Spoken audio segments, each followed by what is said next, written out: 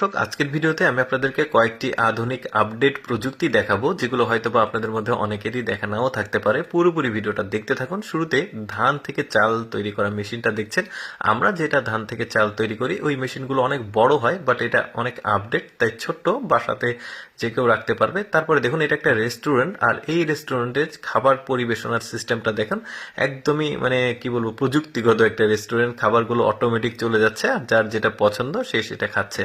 বেশ চমৎকার। আচ্ছা, আপনাদেরকে স্ট্যাপলার তৈরি করা মেশিন দেখাই। আমরা অনেকে ওই স্ট্যাপলার পিনগুলো ব্যবহার করি।